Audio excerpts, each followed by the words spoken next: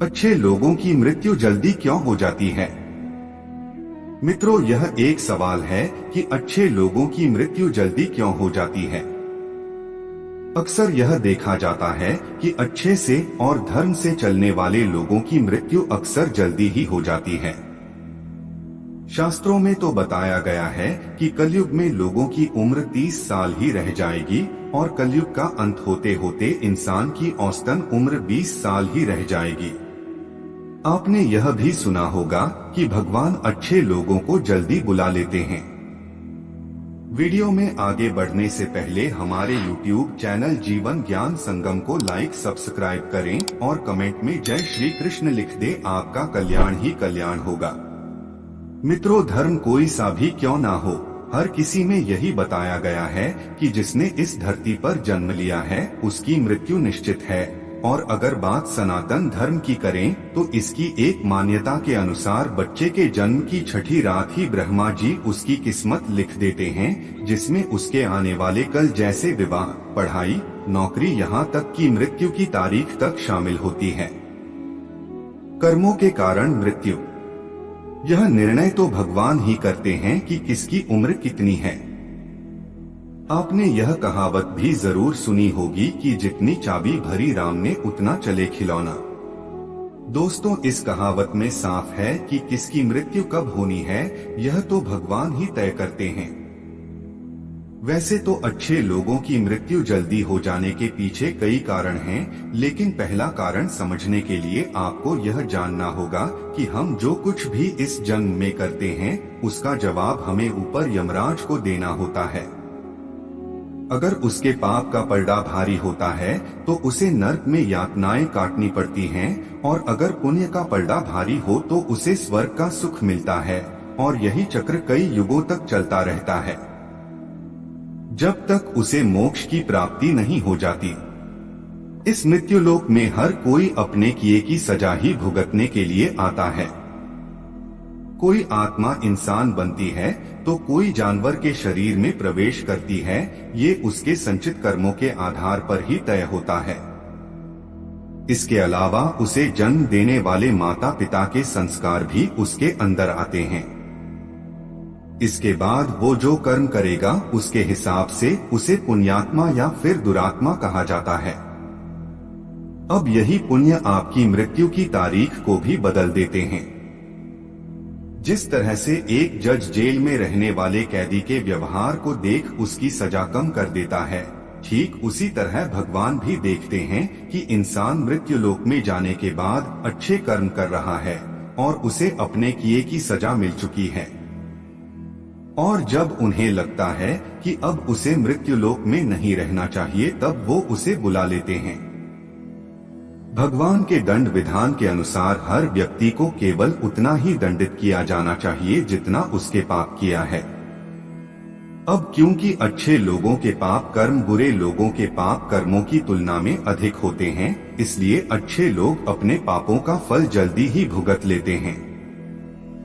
हिंदू धर्म में मान्यता है कि भगवान हर अच्छे आदमी को किसी न किसी उद्देश्य के साथ ही इसे मृत्युलोक में भेजते हैं और भगवान का अपना अवतार उन्हीं उद्देश्यों में शामिल है। इसीलिए जब वो उद्देश्य जल्दी पूरे हो जाते हैं तब भगवान उन्हें वापस बुला लेते हैं। अर्थात अच्छे लोगों की मृत्यु उनके अच्छे कर्मों पर ही निर्भर करती है।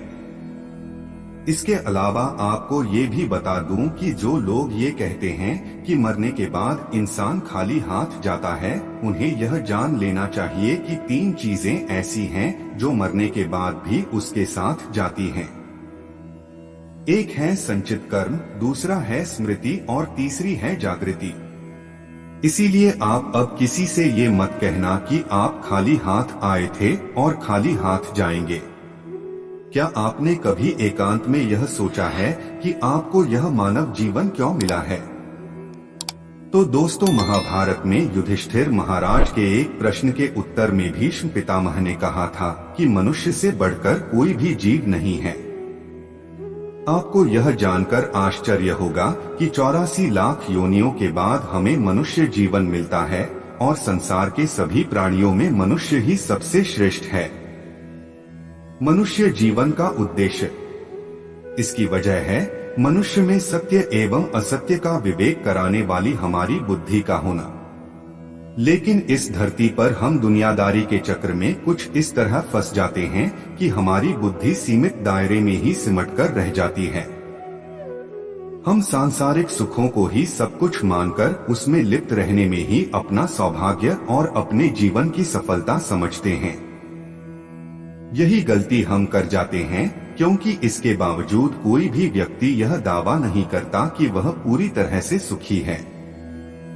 सच्चाई यह है कि हमें सामान्य मानव जीवन के उद्देश्य की पूर्ति के लिए निरंतर प्रयास करते रहना चाहिए। यह सच है कि अपने और अपने परिवार का भरण पोषण की जिम्मेदारी हमारी है और हमें इसे हर हाल में निभाना चाहिए। लेकिन क्या आपको यह मालूम है कि आप कहां से आए हैं और आपको कितने दिनों तक या कितने सालों तक इस जगत में रहना है और आपकी मंजिल क्या है? तो इन प्रश्नों के उत्तर में ज्यादातर लोग यही कहते हैं कि पता नहीं, ऐसे लोग बड़े ही अजीब होते हैं। वो यात्रा तो कर रहे होते हैं पर यात्रा के संबंध में उन्हें कुछ जानकारी नहीं होती। परमधाम तक पहुंचना है मनुष्य के जीवन का लक्ष्य। उन्होंने मानव जीवन पाया है, लेकिन उन्हें अपने जीवन का लक्ष्य मालूम नहीं होता। हमारे आपके जीवन का मतलब है एक उद्देश्य खोज लेना और अपने भीतर शांत रहना। कहा गया है कि मनुष्य आनंद लोक का वासी है और आनंद के परमधाम तक पहुंचना ही उसके जीवन का एकमात्र लक्ष्य भी है। इसलिए मनुष्य को इस संसार की मृग मरीचिका से निकलकर भव्य जीवन की प्राप्ति के लिए साधना के मार्ग को अपनाकर अपने गंतव्य को पहचानना चाहिए। अच्छे लोगों की मृत्यु जल्दी इसलिए होती है। इसी तरह दोस्तों, श्रीमद् भगवद गीता में भी भगवान श्री कृष्ण कहते हैं कि ये एक आध्यात्मिक और ईश्वरीय जीवन का पद है जिसे प्राप्त करके मनुष्य मोहित नहीं होता।